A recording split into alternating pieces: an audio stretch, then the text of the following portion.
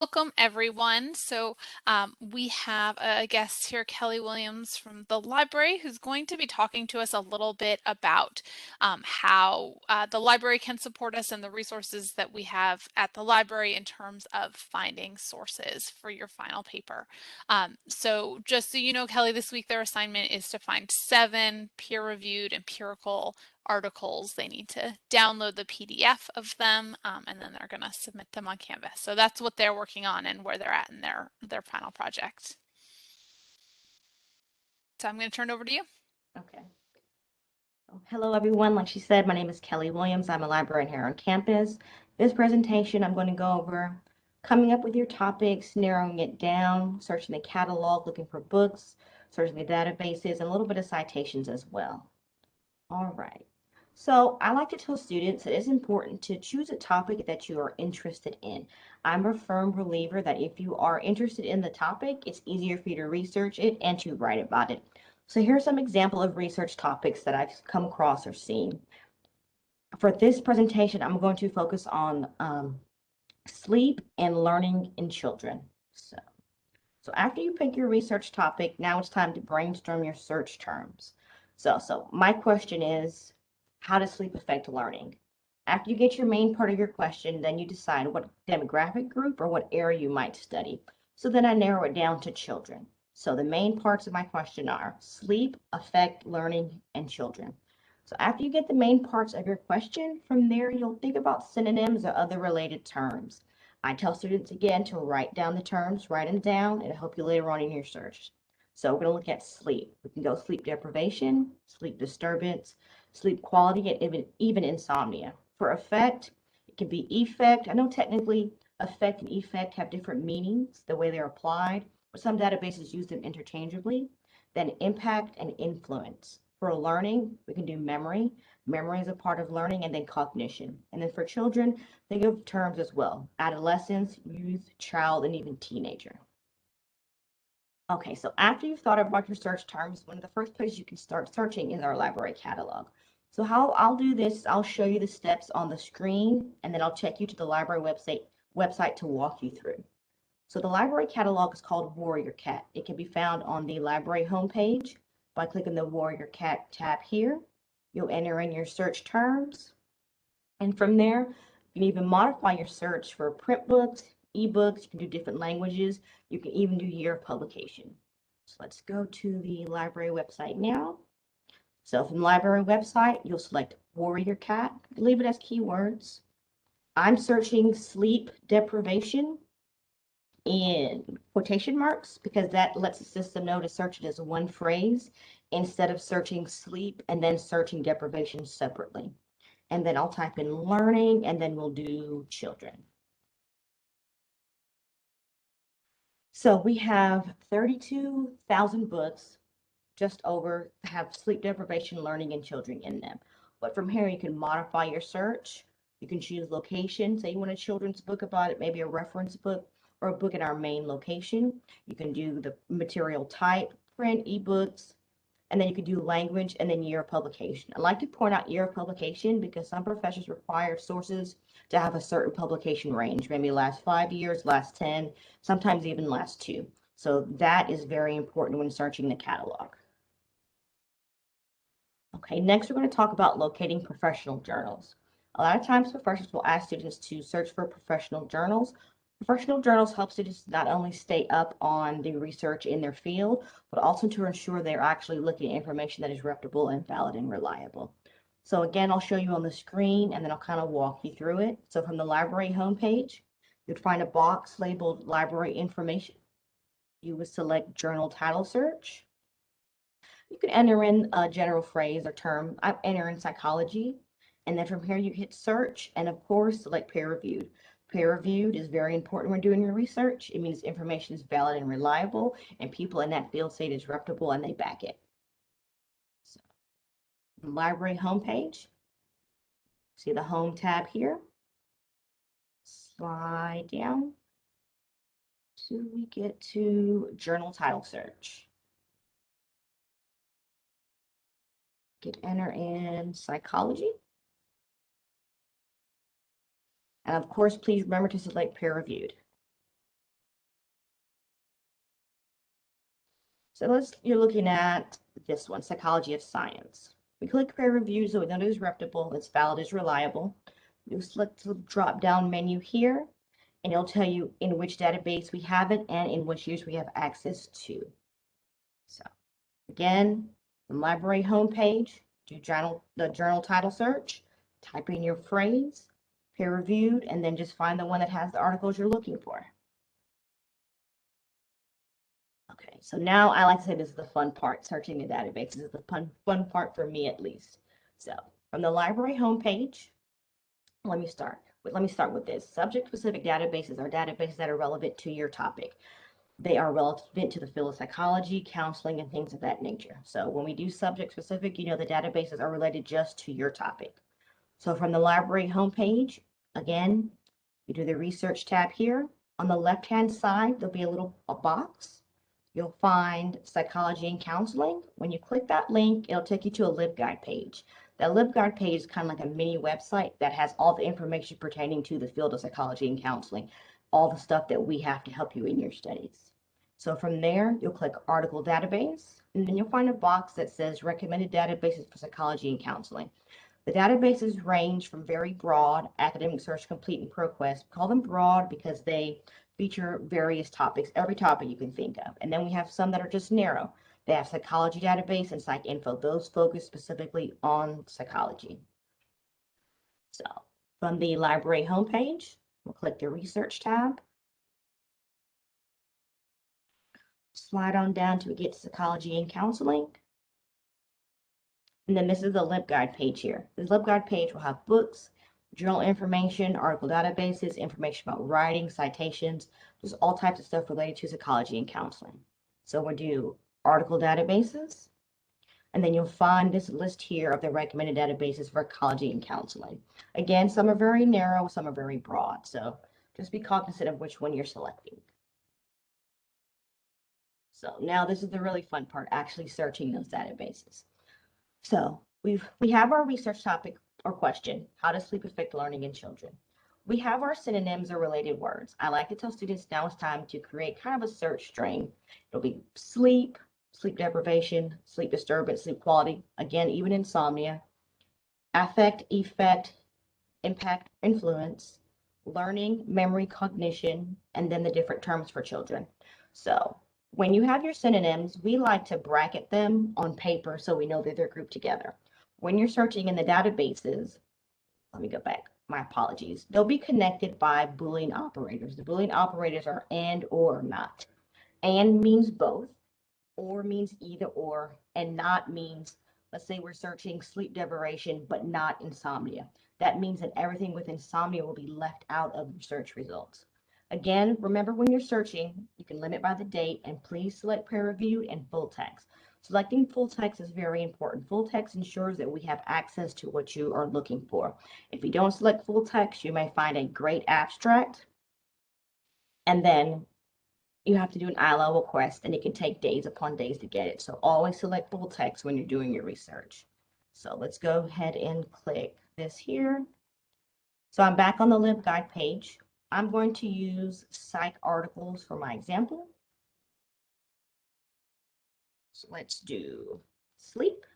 As you can see, some of the databases kind of pre-populate terms for you. Then we'll do affect. Then we'll do learning.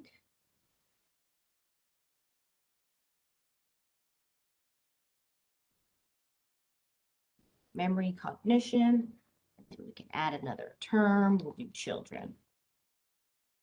As you can see, the database automatically uses that Boolean operator and for you. Then we'll slide down. Always remember full text. We'll do scholarly and peer reviewed. If you wanted to limit the date of publication, you can do that here as well. Then we'll do search. So because we use so many search terms, it gave us one article here, but I'm going to remove this one here so you can see something with a little bit more results. Still one. Let me just do learning. 10. So as you can see, the way you play around with your search terms or your synonyms, you can go from hundreds of thousands to hundreds to a few search results. From here, you can also limit the year of publication. Let's do 2015. And again, it'll drop down what is not in that date range. Let's go. So one of the cool things about certain databases, they have a thesaurus built in. It'll help you come up with some synonyms for that database. I suggest using the thesaurus if available because different databases may use different terms. Like earlier, I stated that some databases will use affect or effect, just depending on how the article was written. So if there is a thesaurus available, I always suggest looking at it because, again, some databases may use the term children, some may not. Let me show you how that works. I'm going to use Psychology Database as my example. From here, I'm going to Psychology Database. And then it should be under Advanced Search, Thesaurus. Let's use ProQuest Thesaurus. I'm going to do children. I do find. So it's going to list every term or phrase with the word children in it. So it's important to find the one that's related to your research. I'm going to do children and youth. Click the box, you do add to search, and then you can enter in your other search terms. So you do it like that. Again, please select full text and peer review. They're very important when searching to make sure you have a successful search.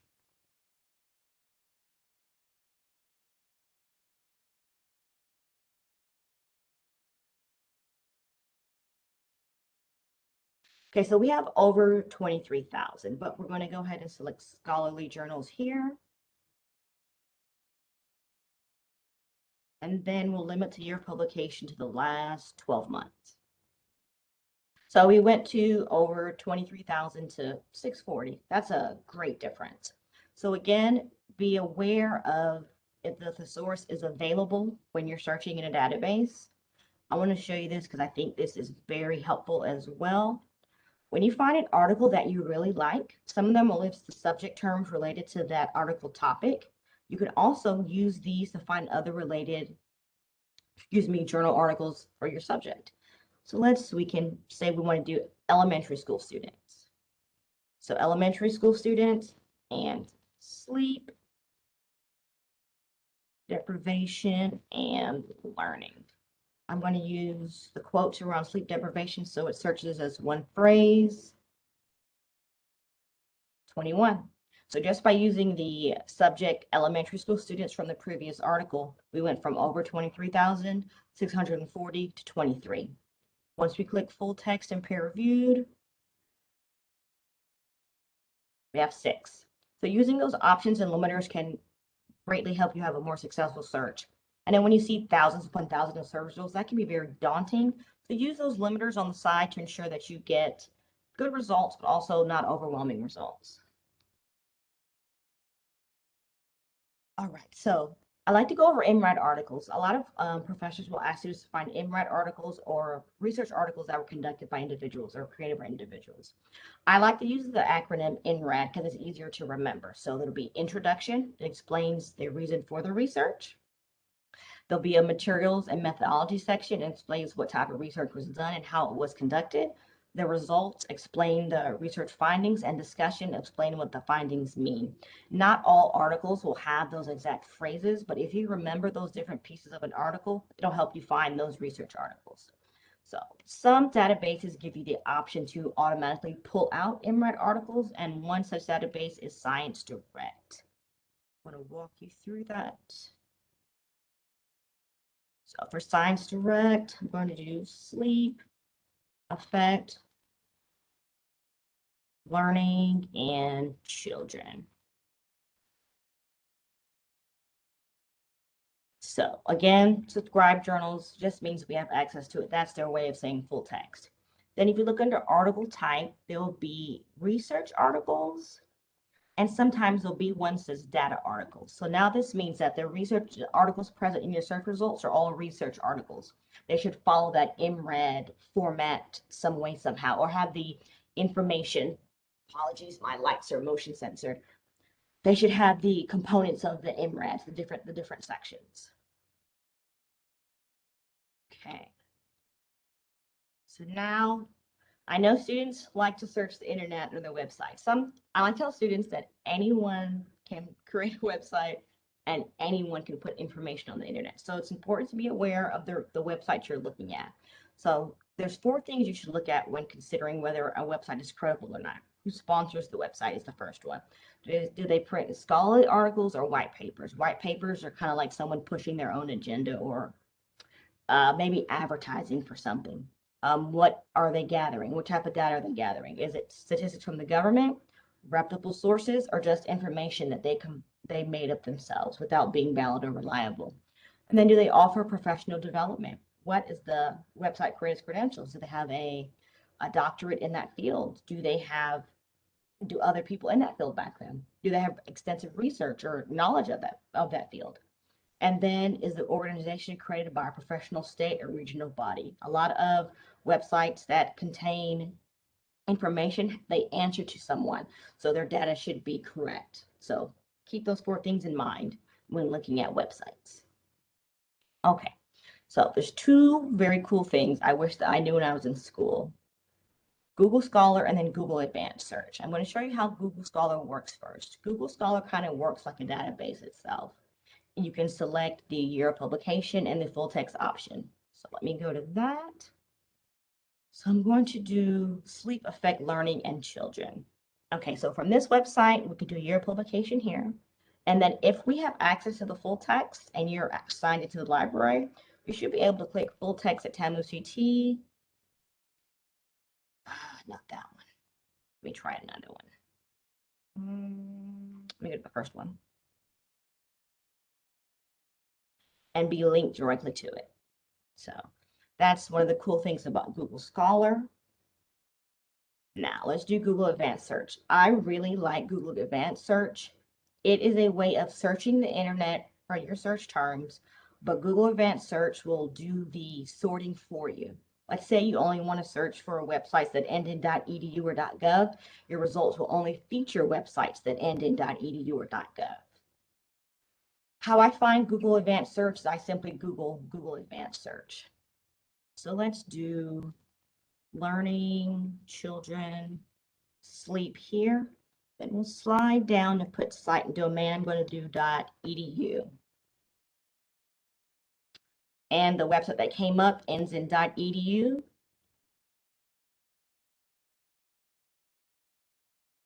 So this result should have the terms that we search for. I want to do a .gov as well so you can see how that works. So again, these both end in .gov. See, it talks about sleep and learning in children. So that's one of the great things. That's one of the things I really love about Google Advanced Search is that it sorts those websites for you. Okay, so now we're going to talk about a little bit about citations. We always recommend that students use their APA manual, and we also refer students to Al Purdue. We also tell students that their professor has the ultimate say-so in their citations and paper formatting. We can guide you, but again, we follow what your professor requires. So Al Purdue is a great website. It'll show you the cover page, general format, citations, all those great things. So here's an example of the student APA paper here. Your title is bolded, your name, your department, your course, professor's name, and the date. It'll even give you an example of the abstract. So abstract is there, your keywords. It'll tell you about the word count limitations on your abstract. And it'll also give you a sample paper to show you how your paper should ultimately look.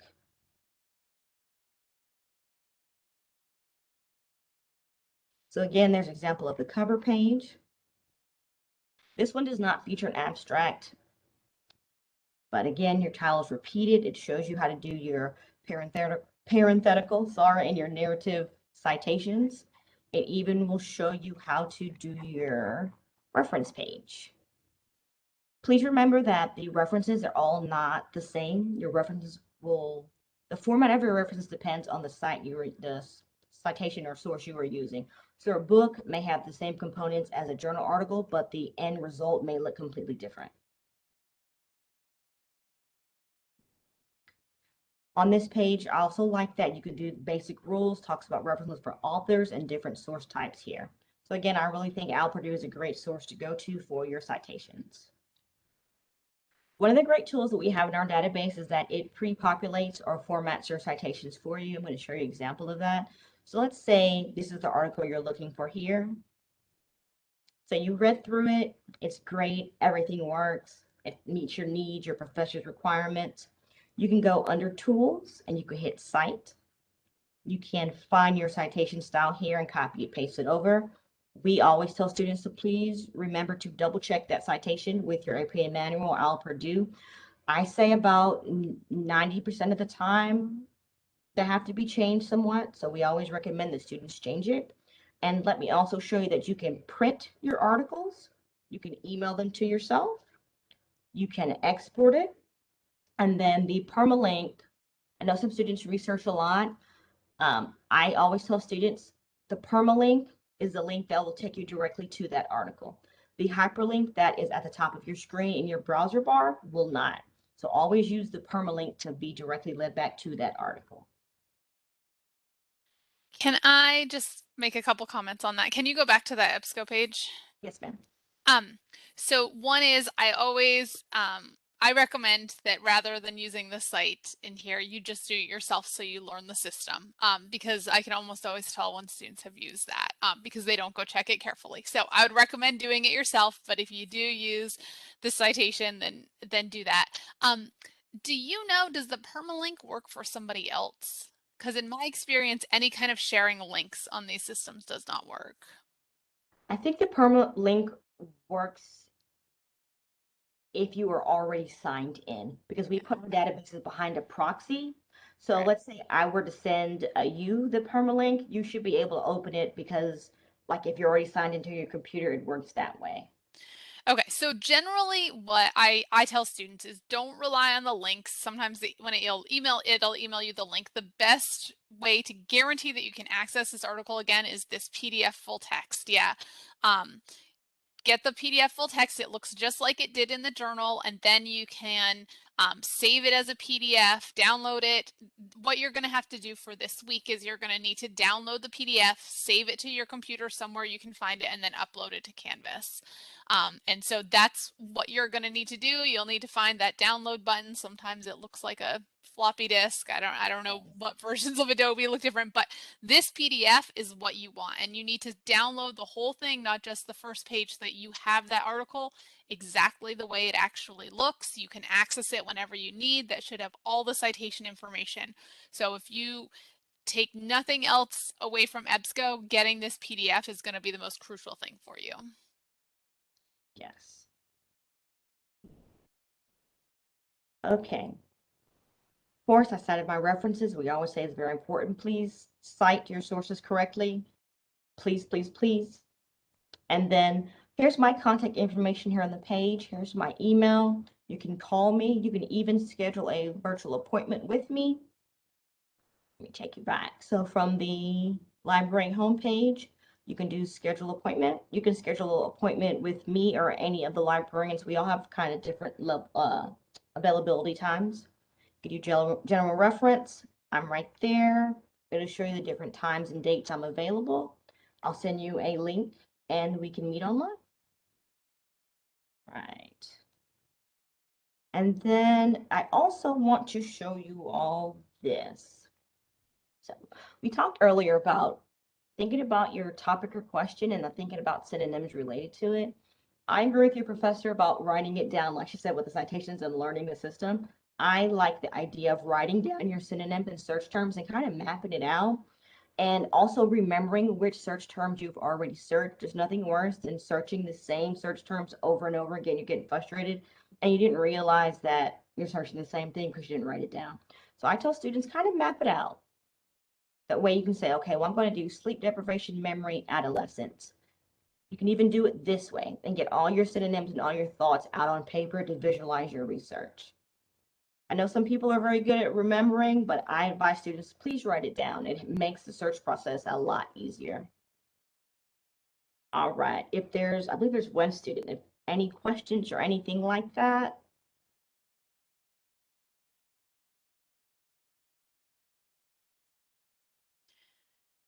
All right. If you think of a question, let us know. But hopefully you all learned some new things. Every time I watch library presentations, I learn about different tricks. Lots of different potential ways to find articles. Generally, PsycInfo and psych articles are my starting point. A couple of you have topics that are more kind of medical based, and so things like PubMed might be better databases for you, but for most of you, I mean, I don't know, Kelly, if you have other thoughts, but generally PsycInfo and psych articles are where I start. Some of the nursing ones, maybe depending on their topic, like Sinol. There's nursing at Ovid. Maybe even Science Direct. Maybe, depending on what the topic is. But if it's heavily medical based, Sinol and then nursing at Ovid for sure. And then, yes, like you said, PubMed. But don't spend your time looking on those other databases if you have a topic that's very psychology based and are finding stuff in PsycInfo, or at least don't start there. And I think the other big thing to underscore is that finding those synonyms is really key, finding what the right search terms are. And so you may need to play around with it, do some searches. If you find an article that's perfect and you're not finding anything else, look at the keywords listed on that article, look at the references that they cite, and these can all be kind of places where you find more information. And also use our lovely librarians who are an excellent resource. So definitely take advantage of that. Okay, anything else that you wanted to add? Again, you can call me, email me. You can even stop in and ask for me, and I'll come downstairs. We're always here to help students be successful. Whatever you need, we are here for you all. Okay, thank you so much.